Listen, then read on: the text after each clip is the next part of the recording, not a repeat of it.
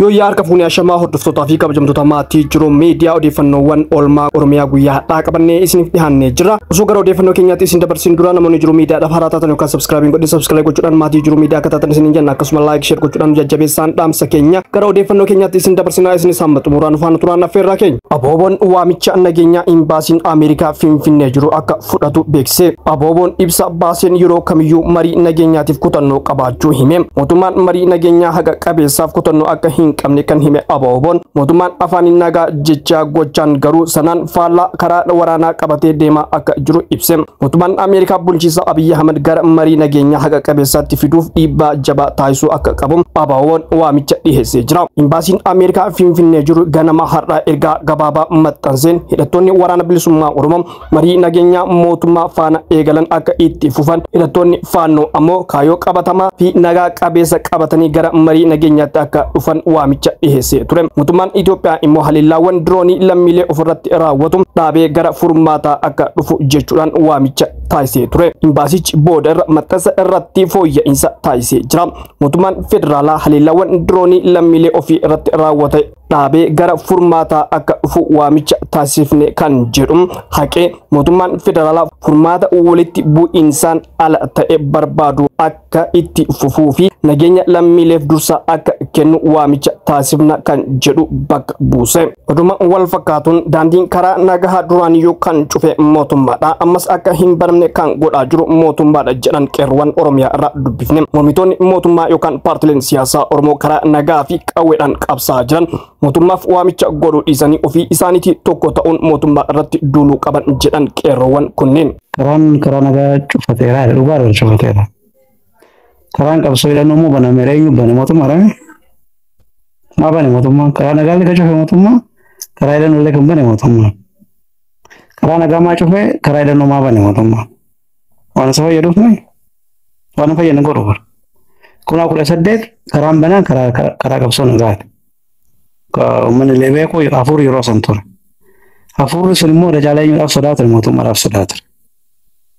Hafuurri yoo itti fufee tarii aangoon harkaa fudhatama mootummaa cimsaas karaa mootummaa cimsaas haa ta'u hattan karaa filannoo illee harkaa fudhatamuu malaa sodaa mootummaa bira ture malee mooraa Oromoo bira sodaan hin ture uummata Oromoo bira illee. Inuma mooraa Oromoo bira yaaddoon ture wanni kun akka micciiran hajaaka akka hin taane sodaan ture. Hajaaka akka hin taane eenyurraa sodaata mootummaarraa. Mootummaan dadhabina waan qabu karaa uummataatiin uummata biratti fudhatamuu hin qabu. Dhaabbilee Oromoo kan wajjin dorgommee nammoo aasan sodaa waan qabuuf tarii hajaa godhinnaa akkuma 91 san jedhamee kan sodaatamu Oromoo sodaatama malee mootummaan yaaddoon isaanii guddaan akkamitti waan kana jijjiiraa ture. So waan san jijjiiree bara. Yeroo san banaa ture qabsoon karaa nagaa 18 akka ammaatti wal biroo laalu waddaan fagoo amma manaa bahuu hin danda'an. Yeroo san bakka barbaadan dhabuu danda'an. Sansoota mootummaa wadaroo isaa gabaabsaa fide maaliif? Qabsoo karaa nagaa jechaan uummata hammata. Warraaqsa uummataaf duubaa qaba, fincila uummataaf duubaa qaba, gaaffii uummataaf duubaa qaba, dirreen isaa banaa, abbaa barbaade gaaffii si gaafata. Warra siyaasaa si cinqu uummata illee si cinqa. Qabsoon karaa qawwee afaan tokko qofa qawwee qofa. Haasaan kee qawwee qofa waliin. Qawwee qabaannaan ni mo'ata, qawwee dhabnaan ni mo'amta. Uummanni achi keessatti gahee hin qabaatu.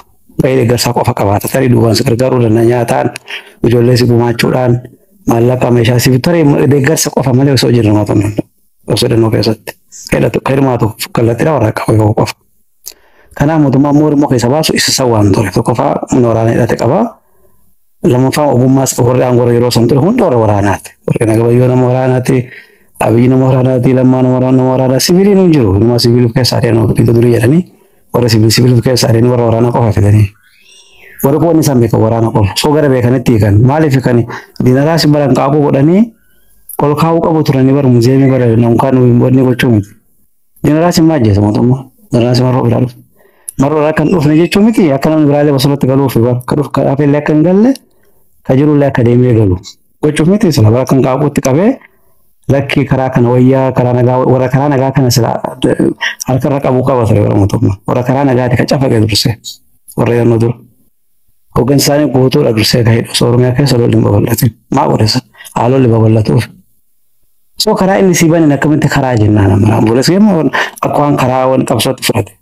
Karaan inni si bane karaa qabsoo miti karaa diinaati. Karaa qabsoo nagaallee immoo ka cufe mootummaan. Erga cufeetti karaa isaati. Karaa kee miti. Maal hoggansa kun bareedaa warrisaa yalla warrisaa Finfinnee keessaa bahee bara wanni dhaquu hin danda'u. Dirqama dhaqee bara eegumsa meeqaan maatii battee ka dubbise dhagataa horake. Sanaachi bara mara raanaan mun dhaqee nama dubbise eenyu sodaata mootummaa qofaa mootummaa taanaan Finfinnee sirra jira maa wanni kun. Sababni isaa gaafa achi dhaqee mootummaa maal na ajjeesee garee baluuti naan jechuun maalaadha. Maaliif didduu kana garee lachuuyyuu garee kana sodaa waan qabaniif. Battee maaliif gaafa inni takkitti Finfinnee boo eegamee maal ta'e mootummaan maa ajjeesu Finfinnee keessatti ajjeesuu hin danda'u. Gaafa hoteela keessaa fuudhee nama jimmaa soofte faranjii wajjin jedhee dheessanii fuudhee ajjeesuu hin danda'u. Maaliif inni baadiyyaa san dhaquu maa eeggate? Kiyoosii uumuudhaaf jechuudha. Kiyoosiin kun maal inni haa xiqqaatu guddatu gareen qabsoo karaa nagaa garee lachuu birattuun jaalatamuun beekama. Lawwaa tokko wanni haa jira. Wanni walitti nu buusa. Qabsoon karaa nagaa qabsoon karaa hidhannoo walitti bu'uu hin danda'u abadan faallaa. Tokko riphaa ta'uu qaba dirqama. Yoo tokko riphaa ta'e malee addabaabayitti gabbahee walitti bu'uu hin danda'u. Addunyaa irratti addabaabayitti gabbahee walitti bu'eellee addunyaa kana guutuutti biyyatti jijjiiramni dhufellee hin jiru. Qabsoon karaa nagaa biyya akkanaatti muuxannoodhaan walitti bu'ee jijjiiramu fedheera jedhaate. Qabsoon karaa nagaatii fi qabsoon karaa hidhannoo. Tokko keessaa riphaa ta'uu qaba. Yookaan qabsoo karaa nagaatu riphaa ta'uu qaba. Yookaan qabsoo karaa hidhannootu riphaa ta'uu qaba. Lachuu gabbanii addabaabayitti jaarmeedhaan socho'an taana lachuu diina wal danqu. Lachuu guddachuu garee tokkoon barbaadan. Qabsoo karaa nagaa babal'ate jechaan hidhannoon laafaa deema jecha. Qorra hidhannoo du'uun barbaadu. Qabsoo karaa nagaa baay'ee jechuun humna isaa rukutamaa deemaa jira jecha. Hiikaan isaa. Warri qabsoo nagaas qabsoon karaa hidhannoo babal'ataa deemee jechaan humni isaanii gadi bu'aa deemee jecha. Hin deeggaran. Keenya bara aadaa man jirra dhufe bara siyaasa Oromoo keessatti addunyaa irratti muuxannoo addunyaa irratti uumamne dhufe. So kanaaf waliin garuu dirqama immoo dhiibanii atakaaroon isaan jidduu jiru kun immoo caalaa maal uumere mootummaadhaaf carraa bal'aa uume. Haalli kun jechuudha. So isa kana jijjiiruun kan danda'amu guruupiin kun walitti dhufee lachuu beekee gabra mootummaati amma ittiin galleef malee. Qabsoon karaa hidhannoo illee mootummaaf gabra qabsoon karaa nagaa illee mootummaaf gabra. Bu'aan isaanii kan mootummaatu malee kan uummataa miti. Wareegama isaaniitiin fayyadamaa mootummaa uummata miti. So kanaaf garee lachuuyyuu walitti dhufanii waan kana keessaa ba'uudhaaf waliin mari'achuu qaban jecha sagantaa haaraadha kan barbaachisu malee waan nama qabannee dhaabbataa namaan goon.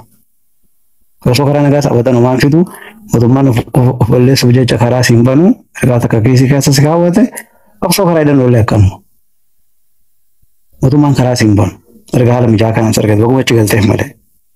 Baguma gaarii galteef malee carraa kanatti cufamu fedhu. Gaafa dubbiin ammaatti garuu akkuma ammaa kana keessaa qofa tokkosee si laaffisa. Keessa nama wayii galchee yookaan garee wayii keessaa wanni godhe kiyoosii keessatti uumamfaatti fayyadamee nama yoo lolaan fa'aa garaagarummaa achi keessatti uumame garaagarummaa san keessa garee tokko ofitti qabee mooru baqaqaa san hammeessee humna kee laaffisee turuu barbaada malee akka ta'e galtuu hin barbaadu. Barbiyyaa isaati waraana. Yoo jiraata. Humni waraana gaara jiraachuun mootummaa kanaaf jireenya malee salphina. Humni karaa qabsoo karaa nagaa Finfinnee keessatti hojii godhatanii waajjira dabalaa ta'u jiraachuu mootummaa kanaaf jireenya. Gaafa faranjiin dhuftee lolteen kun waan jiranii bara numaan goonee isaanuma tura dhabaadhaa aangoo manatti naaf hidhinaan jedhu waajjira banee fi kun waan jiranii waajjira kan kenne mootummaadha gargaree jechuuf garuun socho'an. Gareen waraanaalee kunoo gaara jiran kunoo garee kanatu naqabee jira ofii gaara jiraachuu jalaatiin isuma fayyadamu. Addunyaatti gurgurata. Jara jiraa fi bara maatiin godhee garee gaara deemee naan falmuu jira kana waan tokko uummataaf hin goone garee kana naqabee akka mita kan jenne gaara jira dhabdu. So kanaaf gareen kan lamman jitu wallabbiin kun maal uumee jidduutti mootummaadhaaf bu'aa ta'e jechuudha. So kan jirullee maal garee kanatti walitti dhufee yaada jiddu galaa tokko fiduu qaba yookaan fincila uummataatti qabsoo kana jijjiiru. Fincila uummataatti qabsoo kana jijjiiru jechuun garee lachuuyyuu mo'ataa ta'e jecha. Qabsoo karaa nagaa qofaaf nama mootu qabsoo karaa hidhannoo qofaaf nama mootu. Qabsoo gara uummataatti deebisuun isaan lachuu firii uummataa ta'anitti rakkoon qabu. Achiin qabsoo san fincila uummataa san gargaaru gara barbaachisaa ta'etti karaa isaan baasu. Fincilli uummataa san bara ovarii ta'ee gara hidhannootti jijjiiramuu danda'a. Gaafas qawwee haaraan fiduu qaban sanatu kee ta'a.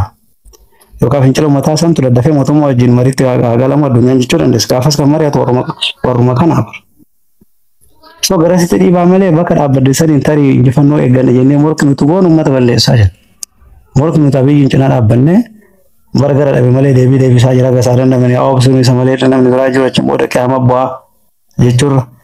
Kan malee karaa qabsoo nagaa cufatee qabsoon jirtu qabsoo qawweetii kana qofa furmaana jiru san deeggaraa jechuudha.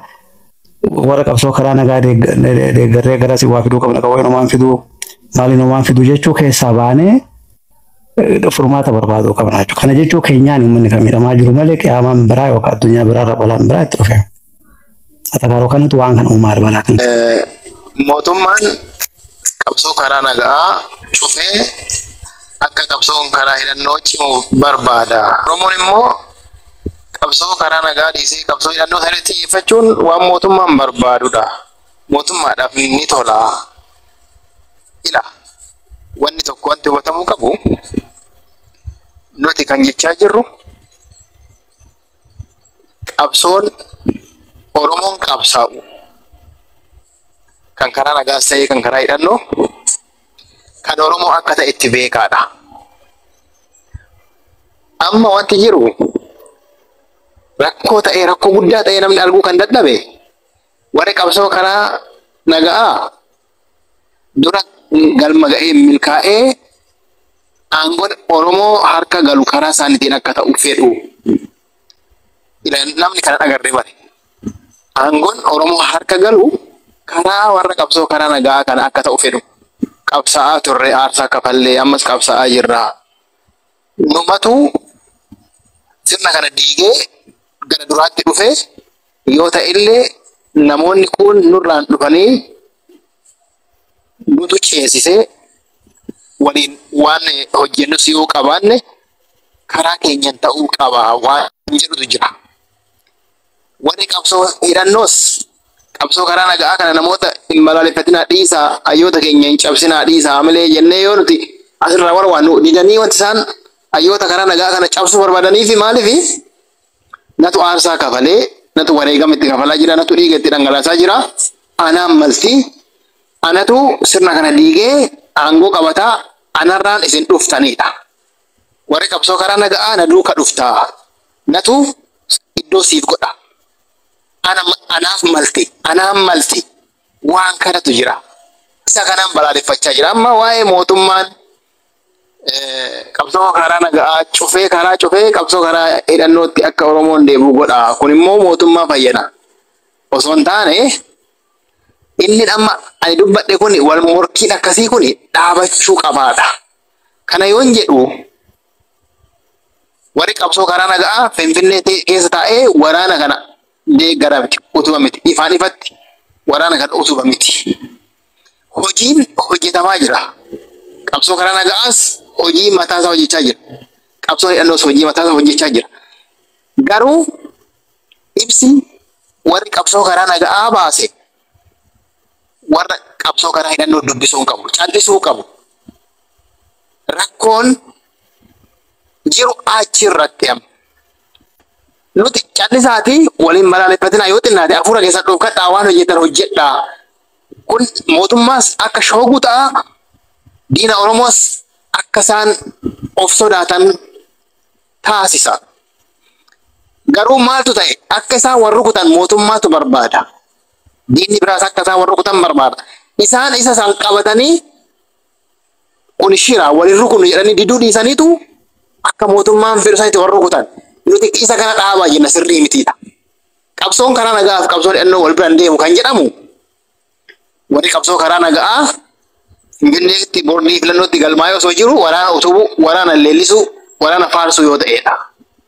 Garuu callisee waan qabsoon karaa nagaa isarraa eegdu qofarratti yoo xiyyeeffate warra qabsoo hidhannoo yoo dhiise akka hin jirretti dagatee yoo dhiise jechuudha. Warri qabsoo karaa hidhannoos waan hojjetaa warra qabsoo karaa nagaa kana akka hin jirretti dhiise wal kabajanii wal cinaa deemu mootummaa qofarratti xiyyeeffachuu. Akka mootummaa qofarratti hin xiyyeeffanne shira kan hojjetu mootummaadha. Isa kana didaa jechaa jirra. Egaa hordoftootaa fi kabajamtoota maatii jiru miidiyaa odeeffannoon keenya ammas akkuma itti fufetti jira. Namoonni jiru miidiyaadhaaf haaraa taatan yookaan subscribe gochuudhaan maatii jiru miidiyaa akka taatan isin jenna. Akkasuma like share gochuudhaan nu jajjabeessaan dhaamsa keenya gara odeeffannoo keenya itti aanutti isin dabarsina. Godina Shawaa Kibba Lixaa Aanaa Toletti humnoonni mootummaa qabeenya uummataa barbadeessaa jiraachuu jiraattonni himan. Jiraattonni yaada isaanii kennaniin ganda Moruufaa Soolee iddoo addaa Saambaa jedhamutti tibbana humnoonni mootummaa mana jiraattota midhaanii fi meeshaalee manaa waliin gubuu dubbatan. Manneen jireenyaa 8 caalan qabeenya waliin gubamee barbadaa'uu dubbatanii jiru jiraattonni kunniin. Namoonni manni jalaa gubamee dirree irratti faca'anii akka jiran jiraattonni dubbatanii jiru. Godina Baalee Bahaa aanaalee garaagaraa keessatti rakkoon bu'uuraalee misooma hammaachuu maddeen himan. godinichatti aanaa Gin'ir ganda walta'ii Arroota jedhamu keessatti rakkoon bu'uuraalee misoomaa kanneen akka ifaa, bishaan dhugaatii, neetwoorkii bilbilaa, daandii, manneen barnootaa fi buufataalee fayyaa qabaachuu jiraattonni himanii jiru. Haaluma wal fakkaatuun godinichuma aanaa Sawweenaa magaalaa guddattuu Araddaa galma jedhamutti rakkoon bu'uuraalee misoomaa olaanaa qabaachuu maddeen himanii jiru. Magaalattiitti rakkoon bishaan dhugaatii qabaachuu himanii jiru. Qaamni dhimmi ilaalu furmaata akka nuuf laatu jedhan jiraattonni gaafatanii jiru. Egaa hordoftootaa fi kabajamtoota maatii Jiruu Miidiyaa odeeffannoowwan guyyaadhaa qabannee isiniif dhiyaanne hanganumaa odeeffannoo keenya biraatiin hamma walitti deebinutti nagaan turaa isiniin jenna. Namoonni Jiruu Miidiyaadhaaf haaraa taatan yookaan subscribe hin godhin subscribe gochuudhaan maatii Jiruu Miidiyaa akka taatan isiniin jenna. Akkasuma like share gochuudhaan nu jajjabeessaan dhaamsa keenya waan wajjin turtaniif galatoomaa ulfaadha.